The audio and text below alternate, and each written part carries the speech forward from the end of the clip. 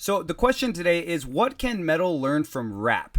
And this is going to be a response to Good Luck TV's video, 5 things that rap can learn from heavy metal. And it's a really interesting conversation. At the end, he gave us a question: what could metal learn from rap music? And honestly, guys, I'm struggling to come up with much. The answer might surprise you. I grew up listening to hip-hop. I still enjoy a lot of it. He didn't grow up listening to hip-hop. He started listening to hip-hop in high school and freshman year after becoming friends with me. That's a part of growing up. But I'm definitely not the biggest authority on rap. So I went ahead and reached out to somebody who has a lot more knowledge than I do on the subject at hand. This is Randy, who's way more plugged into the world of hip-hop than I am. And he's here to help me understand the other side of the argument. Randy's a graphic designer and has done a lot of work, spanning from smaller local bands all the way up to headlining stadium acts, as well as other projects that you should go subscribe to his channel to learn about. I'll leave you a link down below. All right, so what are the things that you think metal can learn from rap music? Listen, here's the problem with heavy metal and everything as an instance, right?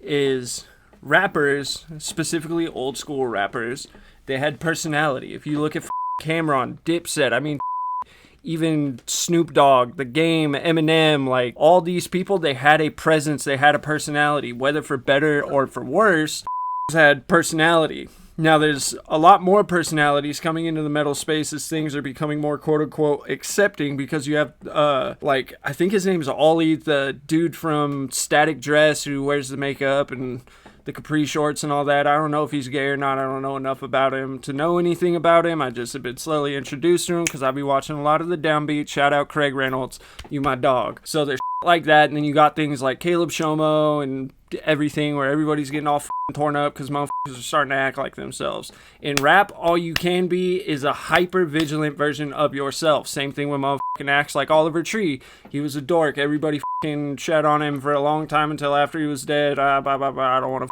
hear it. You're all sussy-ass little pussies. You're lying if you say you with Oliver Tree, and this is coming from somebody who on Spotify was the 0.001% listener to this motherfucker on the entire platform. You. If anybody knows Oliver Tree, it's me, not you. I was like family to him. That was my dog, but he's pseudo-rap, so we're going to draw that out the blank. But if we look at metal, people with personalities, not a lot of them. At least people who get to flaunt it and show it on stage, right? Unless you're looking at people like Ronnie Radke.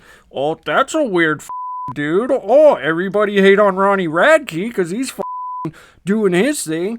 Alex the Terrible. Oh, hate on that guy. He had a funny tattoo and he's Russian. Big buff scary man. Shut the up. Let that motherfucker be himself, because he's putting on the spooky mask. He's out there jacked as shit, making himself bleed. Big old beard, self-inflicted scars, whatever. That motherfucker's out there being himself, and it's great. It's great for the scene. Whether or not you align with his political ideologies or his taste in colored folk, I don't know. That's not on me. That's between him. But regardless, motherfuckers need to be able to act themselves, and within the broad span of metal music in general is you need more personality. Everybody's a knocked loose knockoff, Bad Omens knockoff, Architects knockoff, goddamn, you all just shop at the same retail stores to get your styles. You are not Cody Queestad. You are not Johnny Frank. You're all just shopping at Kohl's. Stop shopping at Kohl's. Grab your nuts, look in the mirror, say, what is cringe and weird about me? What makes me me? And go out there and put your nuts on the table of the global stage, right? Go out there and be like, hey, I'm gonna wear a American flag dyed mink like Cameron. Go buy a top hat like T-Pain did and talking about, I'm gonna put you in a mansion somewhere in Wisconsin, Lord. Be yourself, be cringy, be offensive, be hypersensitive. It doesn't matter, just be your self, right? Caleb Shomo, when he goes out into his coming out podcast episode, right? He comes out and he says, hey, I started realizing that, hey, my relationship with men and all this. He goes, when I finally got comfortable enough to come out and say that I'm gay, he goes, I want to be that, right? His exact words were, I'm gonna be that bitch, which is why he put on the nails and started getting all sassy and smoking cigarettes. Like, that's tight. You might not, if you're one of those people who can't the fact that this man's out there being gay, that's on you. But at the same time, you gotta respect game for the fact that he got beaver tail acrylics on and he's smoking a menthol in your face in a fishnet crop top. If you can't with that, you're a cog in a printing machine of the same repetitive bullshit that you claim to hate. You. You, right? You're a dork, you're a Barney, you don't understand style, you don't understand individuality and creativeness. You say metal is this big, welcoming scene of acceptance and all this right? But yet, some motherfuckers in the corner doing them, and you thought that motherfucker was straight for, I don't know, 10, 15 years, whatever. And then he's like, I want to kiss a boy. Who gives a fuck? You're supposed to be accepting of that shit, bitch. Dimebag Darrell didn't smoke an eighth and die in the Twin Towers for y'all to be giving a about that. You're supposed to give a about the goddamn riffs, and the message and the shit that's being spread. Do something about that. That was a very good rant. Personality. Develop that shit, right? Cody Queestad is a motherfucking boss. That comes in here flexing nuts. He be doing work for everybody. Y'all idiots don't even know who he be working with, but he just be making moves. He in Nashville, the music capital of the motherfucking recording world, bitch. Making riffs, writing jams, doing straight up swamp music. Get on that level. I don't give a if you live in Death Valley. Make desert be you. Stop being a cookie cutter bullshit version of the next thing. I know this is supposed to be about what rap did differently than metal or what. I don't give a anymore. This ain't what any of that shit is about. What this video is now about, because I'm taking it over, is that metal has a problem. Heavy music in general has a problem of you guys being cookie cutter crybabies and sitting in the bakery going, all my gingerbread after looking sound the same. You. Put a chocolate chip on his belly instead of a gumdrop. Yeah, make a different taste. Do some cool shit. Stop. You guys suck. You know, I will say you do make a lot of good points on, like, as soon as Attack Attack came out, everyone wanted to be Crabcore. Kubla Khan. Kubla Khan. I can't tell you how many motherfucking people that I hear who whine and bitch about Matt Honeycutt. Oh, he's so accepting. He's supposed to be so accepting, but he likes people who wears a red hat. Bitch, who gives a fuck? He lives in a trailer and tattoos when he's not touring. That is a simplistic man. He's accepting. He wants you to be gay. He doesn't give a fuck because it doesn't impede on him. But he lives in a trailer in the middle of bum Florida. There's gonna be... We live on a cow farm. Of course, there's gonna be cows outside. Let motherfuckers be who they are without vilifying and striking them down for it. It doesn't do anything. That doesn't change the fact that that motherfucker wrote goddamn Swan Song and fucking Last of Kin, BC. Like, it doesn't fucking change anything. Just because he got a homie who likes black licorice.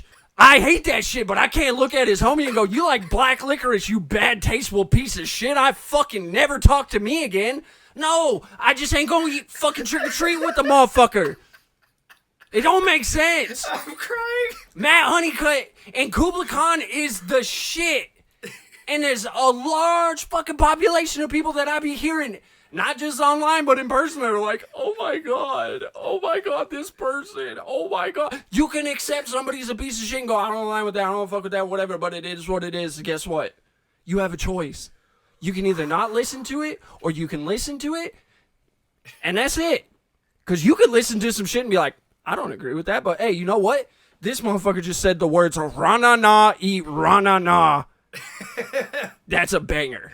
You could listen to Bill Murray, who fucking says, cranking my motherfucking hog, and be like, I fuck with that. And then hear, you were a problem. You were a partner to me, something to help me.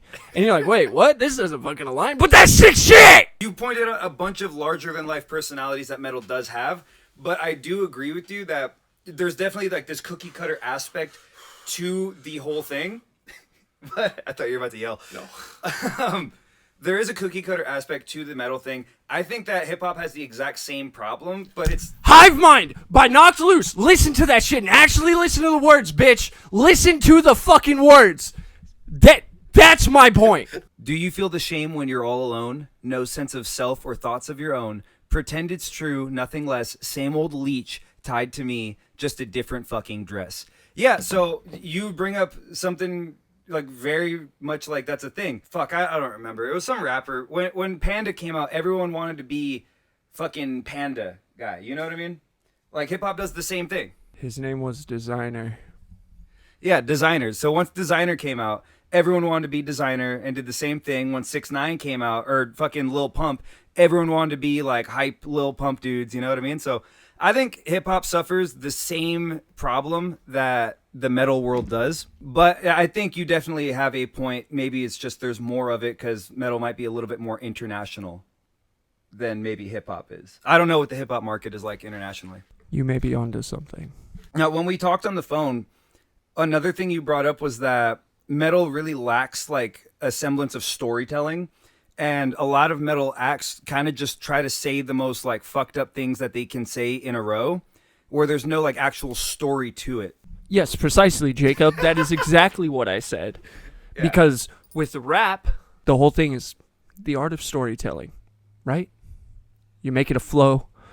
The thing with rap, right, is rap is lyrical storytelling, right? It's the art of creating a flow and of this and of that. And I went to the store and I bought a hat and then I seen a cat and then I kicked that cat and then I said, shit, that dude is fat. Hey, ho, right? The obligatory corny 1980s rap stanza.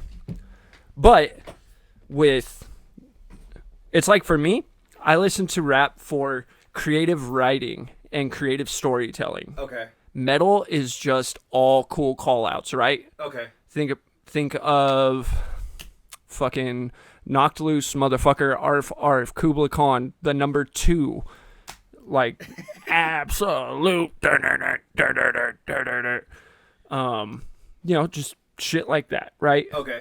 Like rap is a whole story, and metal is a quick pamphlet, and you're like, I fucking like that section. I like that. That's really interesting thing for you to say is like it's just like a section of something cool, not the entire book. Right. I would push back there and like go a little bit more back in time though, to something like Dio Holy Diver, where the whole song is about like being a fucking like, what is Dio Holy Diver about? I'm pretty sure that was a cover. First of all, no, so Dio Holy Diver is an original song by Dio. Killswitch Engage. Yes. They covered it. Cut that, editor. Cut that shit. Don't make me look like a fucking idiot. I'm the editor. I told you. So, let's see here. It's kind of like about this like guy who's like a savior type thing. This is the Google. The cosmic savior, the holy diver, is a messianic figure preparing to plunge into another realm to redeem its people through self-sacrifice, human selfishness. The lyrics capture resistance to the local inhabitants, telling him to stay because you are ours, highlighting human greed and dependency. The Ride the Tiger, Dio noted that the tiger represented the raw strength of earthly impurity, meaning all people should harness their inner power without judging others by outward appearances. And then, like, there's like a lot when it comes to power metal and stuff like that. So what you're saying is he wrote that song about Caleb Shomo. Connect the dots. Stop judging people by their outward appearance. Judge them by their hearts. Oh, man. I only came on this video just to shill for Caleb Shomo. But bands like Mastodon have entirely like themed albums. Like Crack the Sky is about like a paraplegic who like goes on this cosmic adventure and becomes Rasputin and then like is murdered and sacrificed and like tormented by Satan. Like there are definitely thematic songs, but a lot of modern deathcore and modern like heavy metal music definitely suffers from that. There is no story. I'm just saying like, cut the bitch with a chainsaw from her pussy to her nose because it's fucking blood and I love it. Like, it's like you're just saying words. You're not telling a story. Like, it's boring. Yeah. I completely agree with you on that one. Although rap music does have a lot of the same things about that too. Shut up. Like, I feel like there's a common theme through a lot of rap music where it's like, I kill people, I sell drugs, I fucked your bitch. What's another common one? I be trapping. Like that's like kind of the thing that makes rap boring to me now is that I've already heard that message 1,000 other times, and I'm kind of tired of hearing it again. But what if you heard very similar semantics portrayed to the sounds of heavy music? Now it all changes. Because we're asking about what could metal benefit from rap, right? Yeah. Well, it could benefit from life stories and things of the nature in more creative ways than just being like, oh, I see the Reaper. He's coming for me. Yeah. What a metaphor for I feel like I'm close to death. Or I feel like I'm close to losing my will to live, but I'm not afraid of it. And that's not a shot at The Ghost Inside. I fucking love The Ghost Inside. Death Grip is a great song. It's just the first song I thought of with the Reaper. So I rolled with the rest of the sentiment. But what I am saying is that we need a lyrical resurgence in more creative endeavors, right? More risk. Yeah. More reward. Actually tell more of a story. Okay. Because think about, I'll use the most common person who, or the most common band that I hear a lot when I get told that vocals are, they mean nothing, right? One of the biggest things that I seen was on Threads. They said, oh, Swan Song by Kubla Khan. He says, I seen a casket fucking covered in flies. Something. It smelled like somebody died for what? And it's like, well, yeah, that's very on the nose, right? Here, I seen a casket. It was stinky because there was a dead person in there. Yep. There's flies on there because it's stinky. Okay. It's very on the nose.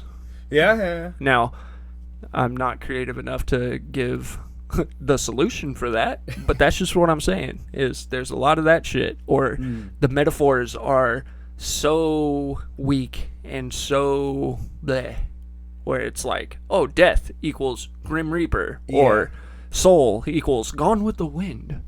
Oh. Yeah. Shit like that, right? Yeah. Whereas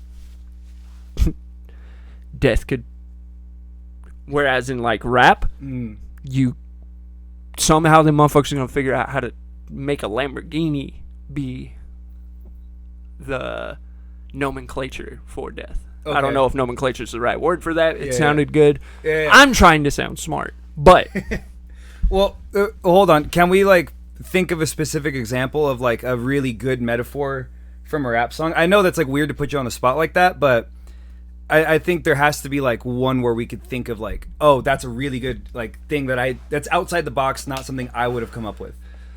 I personally don't have enough time for that, but I'll just drop bitch real G's moving silent like lasagna. Okay? Who's that? That would be Lil Wayne. Lil Wayne. God, what a banger bar. That is so awesome. There's also Nah, just leave it at that. What about Franz? Fuck Franz. Franz, I hope to God you see this. You fucking pussy. God, you are the Hassan Piker to my Sam Hyde. If I could fucking fight you, I would fight you in a heartbeat. I would fucking get on the next Greyhound to fucking Miami or whatever and just beat the fuck out of you, you fucking pussy, dude. You are Tom McDonald of fucking hard music, you fucking pussy. You are such a brat, such a little bitch. I don't give a fuck about your hustler attitude. I will fucking hustle these knuckles across your fucking trachea, you fucking pussy. Fuck you. You suck at rapping. Bone Crew is dog shit with you in it. I hate every single thing about you. Your music is good. That's one thing I'll say. Like Attila. Attila's good. Attila's sick. I'm not gonna deny your ability as a fucking as a doer. You know what? Because I just contradicted my whole self. But you know what? At the end of the day, I just don't like you, and I think you a bitch. I don't think you stand on your fucking word. I don't think you stand on shit. Fuck you. Wait, why do you hate Franz? This video is already too long. We will start a podcast episode where we get Randy's hot takes on something because that motherfucker will double back on the word if it fucking starts fucking with this shit. That man don't stand on no business. He been fucking called out and threatened by a bunch of people. He just a bitch. Like that's a motherfucker with bitch made internals. The inside of your car that makes the motor that drives your machine is fucking French made, brother. Like you are a pussy. Anytime I see your bald-headed ass with that tattoo fucking wearing a goddamn American flag on it, I'm like, bro, I hate the fuck out of you. You be growing goatees and shit fucking grilling by your pool. That's great. That's beautiful. You got a fucking G-Wagon and a Huracan. Fuck you. You a bitch. Bitch moves made you that money. Bitch moves made you... Just fuck you. You's a bitch in every way. One day I'm gonna make enough money to where I can get a hold of your people, and guess what? I'm gonna figure out how to get your ass in a ring, a octagon, a fucking wrestling mat. I'll fucking take your ass in a fucking phone booth in the middle of Germany for some shit. I don't give a fuck.